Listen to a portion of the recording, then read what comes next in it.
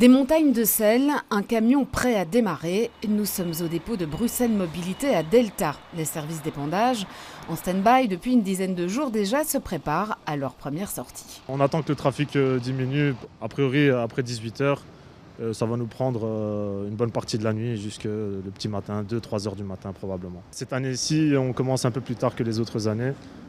Voilà, c'était pas nécessaire. Donc ici, on est plus sur de la prévention que sur l'intervention à proprement dite. Ils seront sur les routes dès 22h ce soir pour les premiers jets de sel. La chute des températures et les précipitations annoncées imposent d'intervenir pour éviter des sols glissants aux premières heures du jour.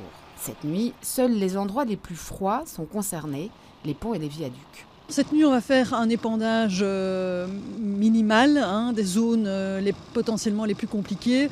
Mais dès demain, on a prévu des épandages complets et pistes cyclables aussi. On a 18 circuits dédiés aux pistes cyclables sur tout Bruxelles. Un épandage complet, c'est 800 km de voirie et 85 tonnes de sel. Une solution qui n'est pas des plus écologiques, mais qui aujourd'hui est la seule qui fonctionne. On le fait parvenir par voie d'eau, donc pour éviter le transport par camion. Donc il arrive au port de Bruxelles et on essaye d'utiliser le minimum. Donc on a des machines de plus en plus intelligentes qui permettent d'épandre la plus juste quantité de sel pour éviter d'avoir un sol verglacé, mais sans en mettre trop. Un hiver rude peut nécessiter jusqu'à 6000 tonnes de sel. À Bruxelles, il y en a actuellement 3000 en stock dans les services régionaux.